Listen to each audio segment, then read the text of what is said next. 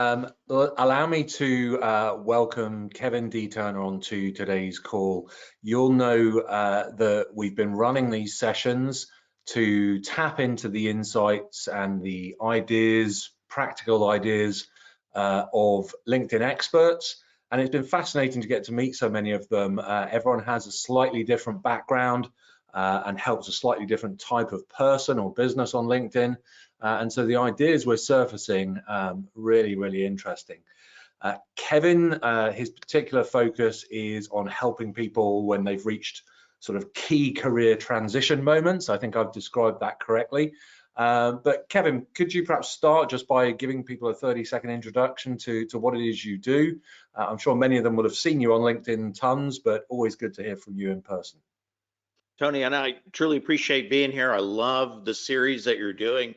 I can't believe I have to follow Angus and Gus because they're incredible, and I know whoever comes after me will be incredible as well. So I'm fascinated, and we do bring different perspectives to this process. I've lived in 4 different countries, 6 different states. I've actually done business in 140 countries. My perspective is a little different. I always loved LinkedIn because it allowed me to keep my connectivity global, and it made it very efficient to do that. And so I've been on LinkedIn since 2005. I was one of the first under 2 million people, and we now have 840 million plus, working this system. Now, what I do is I help organizations and people, individuals, figure out what value do they bring to the table and how do you get that into your presentation, both words, visuals, actions. How do you bring that out into the market so everybody knows what you do when you leave the room? And that's basically what I do. And my specialty, obviously, and my love is LinkedIn, because it is an incredible opportunity. There's no other platform that compares. Wonderful. That's it.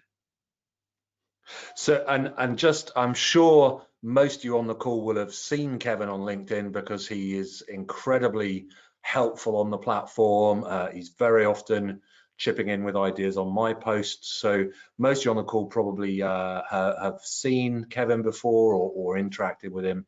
But if you're not connected to him, if you don't follow him, I very highly recommend that.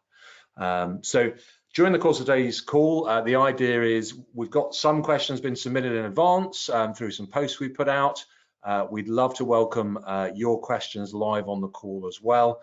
So as we're going along, if you've got particular questions you'd like Kevin and I to try and tackle, please do use the question box for that. But to kick things off, Kevin, let's touch on some of the ones we got in advance. I know you put out a post, and one of the things that you were asked was, if people are literally just getting started out on LinkedIn, what would be 1 or 2 of the key things that you would recommend people focus on if they're at that sort of beginning stage? And that's an excellent question. I think Virginia Franco asked that, and it is really the first thing that people do, the mistake I guess they do, so we know how to correct that, right, is they get on LinkedIn, they throw together a profile, and they start going after engagement, right? They start posting, they start commenting, they start doing lives and everything, and you end up going back to their profile, and there's nothing there. There's no substance, there's no connectivity, there's no story, there's no reason at that point for me to move any further than that relationship. So it dies. I call it personal blanding, right? By mistake or on purpose, you have just kind of obfuscated yourself out of anything that is creative and might make somebody remember you. No, people do it. And so I think the first thing you have to do is understand what value do you bring to the table? Who is your audience on LinkedIn? Who do you want to attract, right?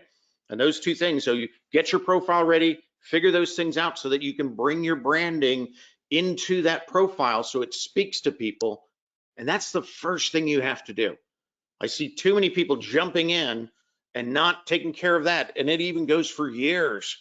And it's a mess. And they wonder why they don't get the connectivity or even the business drive out of LinkedIn. And that's the main reason. So that's the first thing. And I think that's critical to do. Spend your time, get that right, bring some friends in, have them look at it, perfect that message. And that's where I would start. So really set about things with purpose in mind, right from the outset, is what I'm hearing. Absolutely. And it's everything from your words to your visuals. So people forget those visuals, right? And they tell a big story as well. So we want to get those things aligned.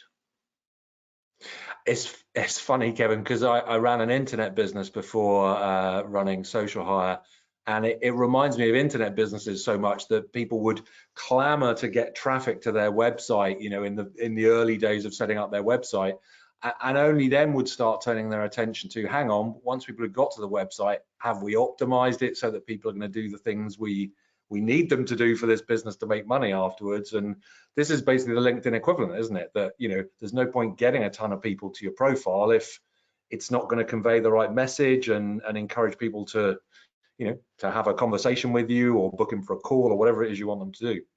Exactly. You're basically opening up your own store. You're the product, right? If you don't display it right, you don't sell it right, nobody's going to walk away with it. And so you're absolutely right. It just like the websites did at the beginning, people are making that same mistake with their profiles. So that's the first thing. And another question you got in, which has to be one of the things I think I'm asked the most, is if you're trying to get the most reach on LinkedIn for, the posts that you're putting out there, for the visibility of your profile and so on, what are some tips you can give to people? Should they be bothered about reach, first of all? And if you feel they should be, then what are some tips that you would give them to try and increase that and ramp it up? Well, obviously reach is, having more people discover you, right? So it is a good thing. And, but just having them discover you isn't enough. You also want them to engage with you. So as you're getting this ready to maximize that reach, you've got to maximize the value that you're presenting in the system, right? So, if you are resharing quotes from Shakespeare, that's okay, that's fun. Some people enjoy it. If you are creating content that solves people's issues, that makes you kind of the authority in that area, that's going to have further reach, right? And so you really have to look at it in the sense of what are you bringing to the table, and does that audience want that? And that's how you're going to get that reach. Too many people get so tied up into the algorithm says, right? And the issue with the algorithm is it is designed to change and to basically manipulate the member. So as you think you know what it is, because of past history says this, and this happens. So if I follow that tomorrow, I will get greater reach. Basically, you're falling into a trap because that's historical data predicting the future. Doesn't always work, So the real thing that they will never actually exclude from the algorithm, right, is valuable content and engagement. So if you can deliver your value and then you can engage those who read it and really kind of start the conversation, those are two things the algorithm will always reward and will never eliminate. So that should be your focus if you really want to get that reach out there and you want to expose it to others. One of the best tools right now on LinkedIn for reach, but you have to use it responsibly, is polls. The reason polls do so well is they're really easy, right? You ask me a question, I can, select a multiple choice and I can move on. I can give you a reaction. I might even want to explain my choice. And that's what most people do. And because of that, that particular post will have greater reach. But if you're doing things like on bagels, right? What's your favorite bagel? If you're not a baker, that's not a good poll, right? So make sure it is consistent with your brand and that it is adding value and really opening a conversation. And what people find as they follow you, if you do this right, a lot of the gold actually isn't in the post or in the poll, it's in the comments. And that's where they can interact with other people who are interacting with you. And that really builds a tribe. So use polls, but use them, in brand and only add value. Don't do the junk because people will see it as junk. It's just like spam, right? And kind of the hidden message in there, Kevin, if I can extract it out, is not all reach is as valuable as other reach. So, you could put out a poll that says, do you prefer cats or dogs, or should my next phone be an iPhone or an Android? And yeah, you might get huge engagement on that, and you might get huge numbers of people seeing you, but how many of them are your ideal customers or your ideal next employer? Whereas if you ask a question that is more tailored to the audience that you're trying to reach, you might have less reach by doing that. It might not hit, it might not get as many responses and as many eyeballs, but the relevance of those people to what you're trying to achieve is going to be far greater. Well, absolutely. And it does become part of your brand. Every action you take builds your brand or takes away from your brand. One of my biggest posts did 500,000. It went crazy.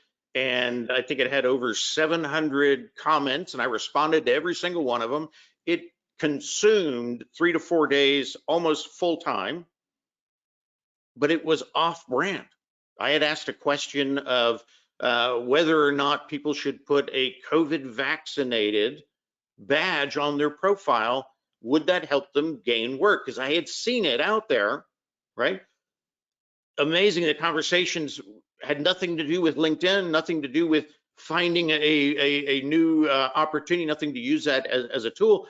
It became arguments, right? And it became very political and very alienated. And, I was having to do a lot of maintenance and then even deleting, blocking people. It absorbed all that time. And I wish I never had posted it. So, be sure it's on brand and think about even the small details. I never even thought about it in the way that it actually turned out. So sometimes our best posts are not on brand, or sometimes they're not what we think they're going to be, right? So you got to be real careful. Yeah, absolutely. And I must just give a shout out at the moment for Sarah Clay, who's on the call, and Sarah's going to be following in your footsteps next, Kevin. And she's just, wanted to relay such great advice. Don't just blindly follow the algorithm, and do focus lots of effort on engaging the right people, because that's what's going to bring you the kind of visibility and conversations that you ultimately want. So thank you for that. And if anyone else has any other questions, please don't be shy. Let's have as many of those through in the question box as possible. Kevin, in terms of, we started out talking about beginner users of LinkedIn, but if we think now of people who, are really wanting to ramp up their LinkedIn game over the course of the next few months, what would you recommend is the kind of time investment that they should be making, and perhaps what might a daily or a weekly or whatever routine look like if you're really trying to build for yourself, for your career, or perhaps for yourself as a business owner? What would be some of the ideas you would share there? And I would say it depends on what your mission is, right, on LinkedIn. My business is LinkedIn. So I'm going to spend 6 hours a day on LinkedIn. That's short sometimes, right? But that's my business. That's where it comes from. That's where I generate it. That's where I prove, what I do. So I'm unusual. There are other unusual people out there. You're on LinkedIn a lot.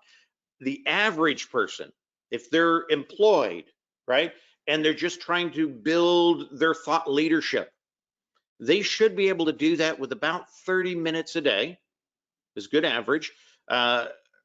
Target on engaging on other people's posts every day, right? And that means, go in, read that post, give it a reaction, write a comment. And I always call it a long form comment, right? Don't just put, hey, great, good post. That has nothing of value. Put something in there that will begin that conversation, not just with the author, but other people in the audience, right, that are reading it. And that is the start point. And then that individual, as they're engaging with these comments, they should see some comments that resonate with their audience. Copy those, put them into a file, and use those to build your content to post, right? And those become very effective posts. You can even give credit back to the author of where your comment was first sparked, right? That's a nice thing to do. But bring that out, make that your post, make it all yours, all original, right? And begin that process again that way. So they really should, again, target engaging every day, making comments, supporting others. And then from there, they want to do their own posts, and it should start at least one a week, up to about 3 a week. I don't suggest posting every single day. I think people get tired, right? And if I like you, Tony, and I don't want to have to respond to a post every single day and write something that's intelligent every single day for you, because I'm not going to be able to see others, right? And so I think sometimes as creators, we can abuse our audience by posting too much. So 1 to 3 a week, I think is an effective way to do that. And as you're getting these engagements and these people talking and commenting back, be sure that you're converting them to the real world. That's still digital, right? That can go away, they fade, they forget. Convert them, right? Follow them, engage with their content, reach out to them, connect with them, have a quick Zoom, right? Or you can do native video on LinkedIn. It's real easy. You don't have to set anything up. You don't have to pay anybody, right? Just click it, they connect, you have a conversation. Make that conversation about you and they, right? Don't make it about what you sell. And, because again, you're building a relationship, just like showing up in real life to a party. If you're selling insurance, right out the chute, nobody's going to talk to you. If you talk to them long enough and they like you, they're going to say, what do you do? Then maybe there's a segue, right? That's what we should be doing here. But people have a tendency to forget. They get this nice momentum going, these nice posts going, lots of engagement, but they never convert them into real relationships. And that's critical, because that's why we're here, is connectivity. Absolutely. And really interesting at the moment, actually, Kevin, with the ability to make native video calls within LinkedIn, because most people haven't experienced that. And so actually, when you suggest to them, hey, why don't we jump on a call right now on LinkedIn? It's a very warm experience, because in a lot of instances, they're thrilled to learn that functionality even exists. So you brought them value, because then they can use it again too. And that's kind of a neat way to help them discover things. The same thing with leaving messages, right? You can type them out in messaging, or you can use an audio messaging off your mobile app, or you can even send a video, right? And I love audio messaging. If anybody connects with me, whether I generate or they generate, I always send that nice audio message back. If it's a little more personal and I know them better, I'll send them a video, right? Happy birthday, congratulations on that great post, whatever it is, because I want them to see me, feel me, connect with me. So you can use that video. I don't suggest that if you don't know them yet. Audio works really well, but those tools are on LinkedIn, ready to be used, and not enough people use them. So I guess actually for the people on the call who don't know how to do those things, Kevin, we probably ought to spell that out. So a live video call with someone, you'll see when you're in a private message with someone, at the top of the message box now is the option to either schedule a future call with them or to start an instant call with them right now. Sometimes when you're messaging people on LinkedIn, it'll even suggest it, won't it? Yeah, it'll look like a little camera with an X. If you have them connected in messaging, you can click that and it will send them a message, let's get on a video call. And they'll either click it and get in, or they'll say, not yet, right? And that's okay. But that option is there, and you can make it audio only or video and audio. I don't know why we do audio only at that point, because you have that opportunity. So it's a great tool. Absolutely. And leaving audio messages for people, Kevin, and video? Only going to be on the mobile app. When you get into messaging on the mobile app, you'll see down below there's going to be this little upward arrow, right? And if you click on that, hold on that, that's going to take you to another screen, and it's going to give you a big blue button that you can press, right? And you can leave the audio message, or you can actually select video at that point. But that's how you're going to do it, and it's neat. Play with it. I think a lot of people enjoy it. And that's just answered someone's question, actually, Kevin, which was, is it true that video messages are only something you can do via the mobile? It's the only I guess time I use mobile. yeah. You do have the workaround, I guess, of you could record, a video for someone on Vimeo or YouTube or something like that, Yeah, and and then then, put your link clip it in. and send it, and Yeah, yeah, but it's an option. yeah, get yourself the mobile app. I would definitely recommend that for the audio voicemail notes as well. It's really worth it. And the other thing I've always found fascinating is uh, everyone I talk to, LinkedIn desktop and LinkedIn mobile seem to deliver totally different content to you. So if you've used the desktop for a few days and then you flip over to mobile, you'll be amazed that you start seeing different conversations, different Oh, people appearing, different types of content. and you think about it, it's really related to the display. So mobile, Yeah, you've got this small little space, right? Works well with video, works well with polls, right? Doesn't work well with long form posts because nobody wants to yeah, read like that, right? So mobile's going to have more of that instant gratification stuff. I think of it like USA Today newspaper, right, with the big graphs and stuff on it, and the desktop is going to be where you're going to have basically everything, but it's going to have a tendency to go more towards kind of long form writing. yeah, And it is interesting. I find it's easier to train your feed on desktop than it is to train it on mobile. And the one reason I think that is there's two options right now. If you're lucky enough, you got something called the bell, right? It's actually called a subscriber apply. But what that actually does is it allows you to go to somebody's profile, and if you click that bell and it turns dark, right, then you are going to get notification whenever they post, right? And that should also put that same post into your feed, which so much is going through there, you might not see it, and that's why they do the notification, right? But it gives you the ability to make sure they're in your feed. It also tells LinkedIn something. Well, that rollout has stalled, it appears, because there are some issues with it. So the next best thing is if you go and you open up your homepage, right, and you go over to the left-hand side and scroll down. You could go into, who viewed your profile, and scroll down again and get to followers, right? If you can get to your followers page, what you want to do is go in there and unfollow people who don't post or whose posts you really don't want to see all the time. And it's basically the same effect as the bell. yeah. So now you have the bell and you're going to have a better feed, more well-trained. So something to try.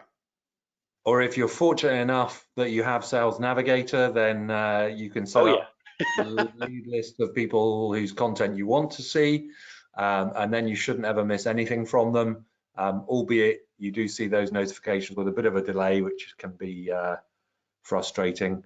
A couple of points come in. Mick Adams pointed out that Vidyard for video is another good tool for leaving video messages for people. And Sarah has, I was about to say chimed in, that sounds like a terrible pun.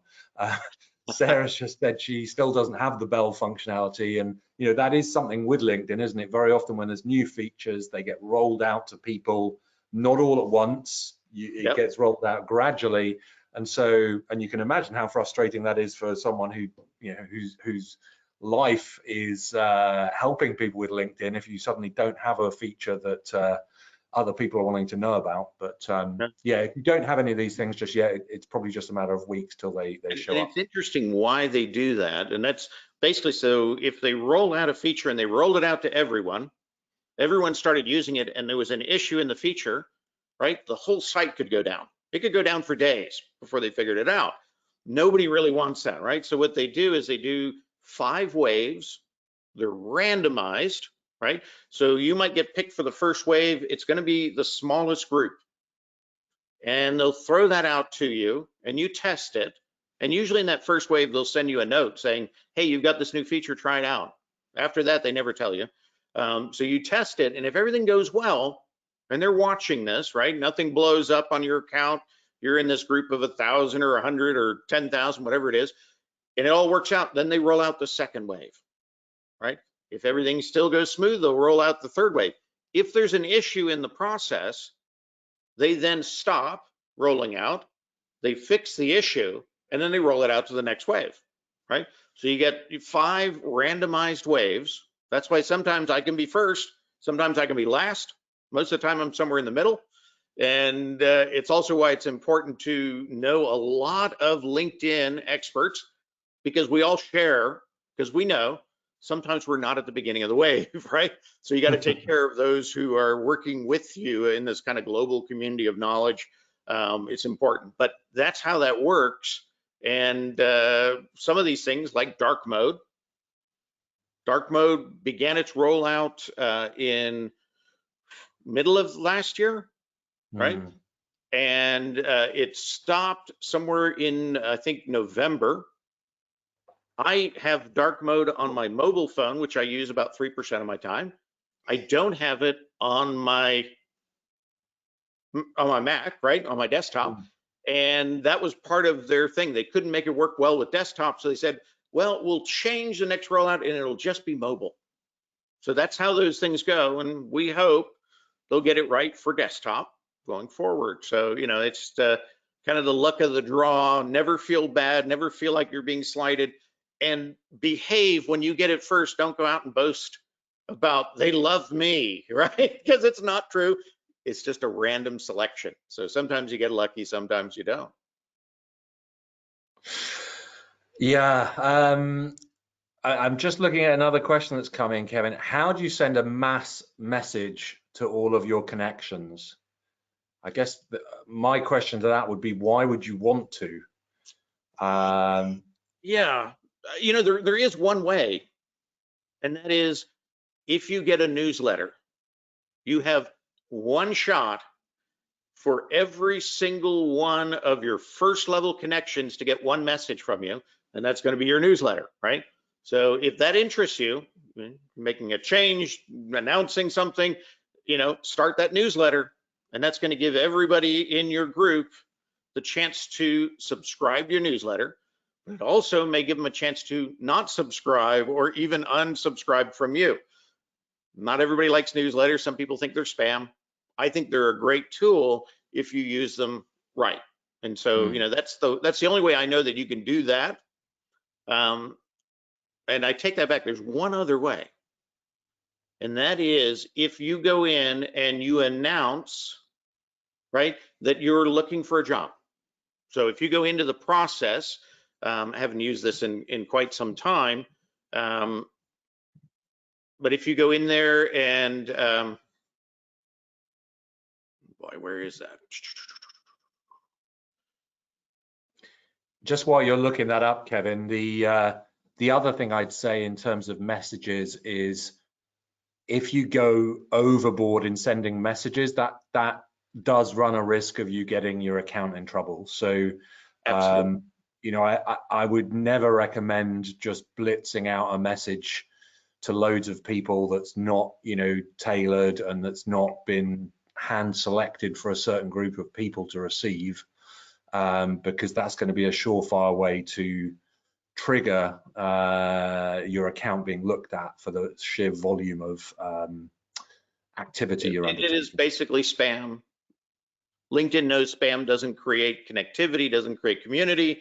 And so, yeah, they'll go after you, they'll restrict you, they'll help you understand why, right? Yeah. So that you can be a better player, a better community member. Now, I remember where the announcement comes from, and it's kind of it's a back way in. If you open up that open to work, right? If you select that and you select everyone, not just recruiter, it's going to give you a post, right? And the post is kind of formatted. So you don't want to use their default. Get rid of all the default out of that post. Put a message in there. Hey, I'm, you know, looking for this, this, and this, you know, would be great if you can help me. I can help you maybe in this, this, and this, right? Make that message. And that is one of the only other times that you can get a message out to every single person in your first level network. It's one shot. Now, I know that there are people out there who might do that once every couple of months. Of course, transitions take time. So, I don't think that's a bad thing, but that's one other area you can actually get a message out to everyone. If you use it for your business, 10% off sale, whatever it is, LinkedIn does figure that out and people do report it, right? And so in that sense, not smart to use it for anything else but that job search announcement, right? That's when you should use it. If you don't want everybody else to know in your network, I always say, turn that back off. That announcement will still go out. Use it like a good PR. Don't do it on Friday night, right? Do it Tuesday at 8 a.m.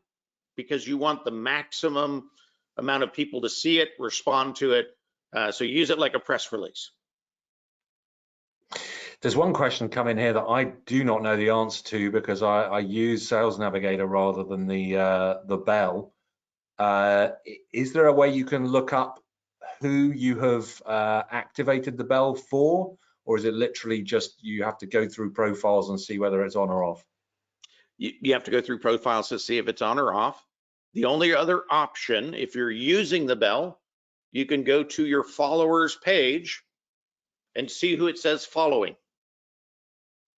So it's the same thing. Basically, what they've done is repurpose following, and they've made it into this nice little bell system. Same thing. That's the only other place you can go, but there's no way to kind of download it, dissect it, track it outside of a very manual process. But at the same time, if you think about it, most people, if they're going to use the bell, you probably want to use somewhere between 25 to maybe 75 people on the bell. So it's not a huge list if you manually keep it.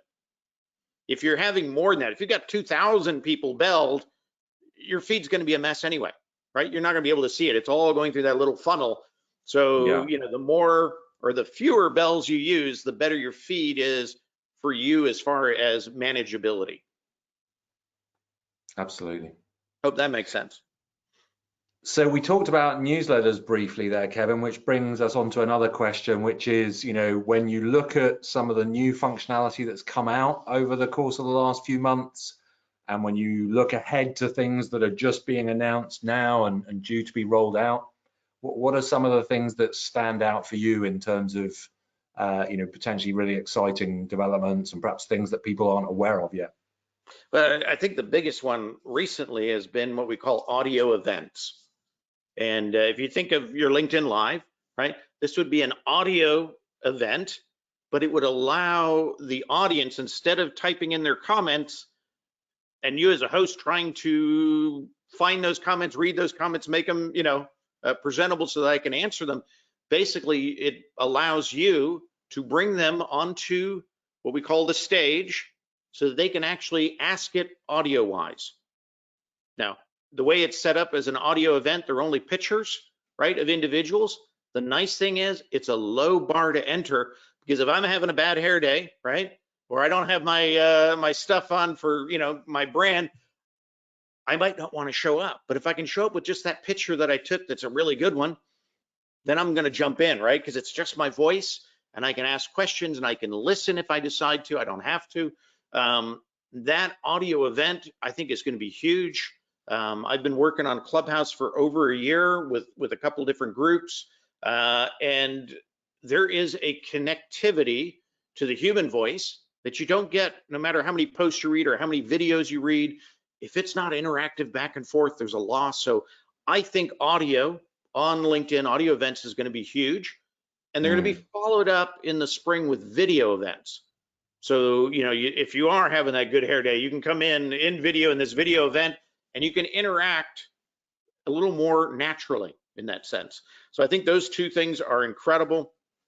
I'm one of the beta testers for audio, and I should have my own audio event somewhere around the 24th. So I'm excited. And I think that's going to change a lot of LinkedIn. It's only in beta, so there's a lot of missing features that are coming, like closed captioning, recording, multiple hosts. So what you see today, if you find an audio event, and you can actually go into the search box and search audio event, right? And in the tabs, you'll see an events tab. Click on that, and you can see an audio event, and you can go in there and try it out yourself. I highly suggest you do, because I think that's going to be a huge change in LinkedIn going forward. And it's funny, isn't it? Because I know when Clubhouse first came out and was making a splash, a lot of us on LinkedIn said, wow, this is great, but has it got a future if any of the mainstream social media platforms decide to mimic it? Because on Clubhouse, you're starting from zero. You have no followers there, no network. Whereas imagine if you could just turn that on and use it with the network you've already got here. So that's essentially what we're talking about, isn't it? It's for those who've used Clubhouse, it's and I don't think either network will cannibalize each other. We had a discussion yesterday in a Clubhouse room we've been running for a year. All the same people. It's a small group, but we know each other extremely well, and we're creators on LinkedIn, so it's really valuable in that sense. But we talked about that. Would we move that room to LinkedIn? Then we decided no, because Clubhouse, nobody can find rooms, first of all, right? It's close to impossible to find the place you want to go because their navigation is horrible. And so it made that very private. If you didn't know about Fab Four and Friends, you wouldn't know to find it. If we put it on LinkedIn, it's open to everybody. And so we'd have an influx of new people, which is good in one sense, but it changes the dynamic of what we have. So we decided Clubhouse will still exist. LinkedIn will become a new audio venue, right? And it is interesting. I look at Clubhouse as kind of like meeting your friends at the pub, right? You can sing, you can have open conversations, those kind of things. An audio event on LinkedIn is like meeting your colleagues in the employee staff lunchroom, right? And the CEO and HR might pop in at any time, right? So different conversations, different venues, shall we say. And so I think they'll always attract a different opportunity. So I think that's, they'll coexist. What is interesting is LinkedIn has been wanting to do this for over a year. And everybody kept saying, well, why are they dragging their feet? Why are they dragging? Because everybody in LinkedIn was over at Clubhouse all the time. It was a great way to build a relationship with LinkedIn people. The reason they drag their feet is if you just want to start an audio only platform, that's easy. If you want to incorporate an audio only platform into the world's largest, right, LinkedIn platform, that's more difficult. And I know they spent tens of millions of dollars in the actual technology stacks that have been able to make this happen. And that's why the last probably 6 months, weird little glitches have been happening, things disappearing, things coming back, things not reacting the way they should, getting broken and getting fixed again, was because they really had to swap out all that technology stack. And I'm super excited that LinkedIn did that. I think it's incredible. Yeah. So another question we've had come through is around creator. So I've seen creator mode become available on my profile. How do I learn how to master that? What does that give me access to doing that I didn't have before? What are your thoughts on that? And interesting, creator mode when it first came out was just a way to rearrange your profile for the most part when it came out. And they promised to do more in the future, and they've been doing more, and it's gradually building and giving more opportunity to those who turn on creator mode. So the first thing is, your feature section is going to change. It's going to go to the top where they can kind of see those things. Your activities are going to have more of a presence. Your about section is going to drop down, right? So for some people, depending on what they're doing, they've got to make sure that that's the right view of their profile. So that's the first thing they got to figure out.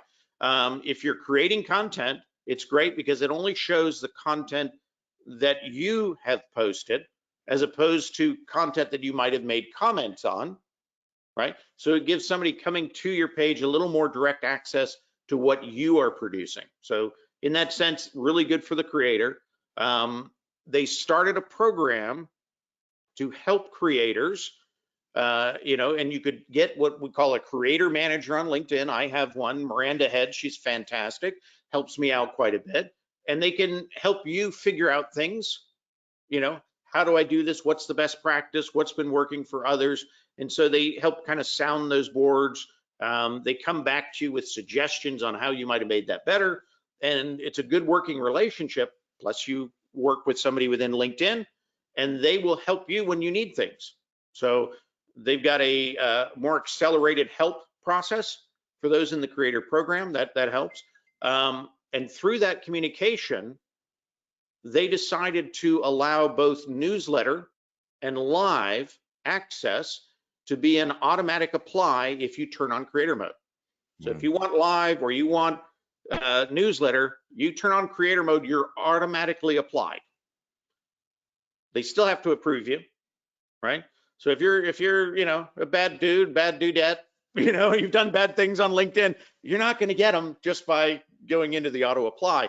They still have to approve you. You still have to have a good standing with LinkedIn, and you have to have more than 150 connections. So it can't be that brand new account that just wants to, flood the area with information. So they're being protective, but they're bringing more tools to that creator mode, and that whole kind of, I guess, group of individuals on LinkedIn.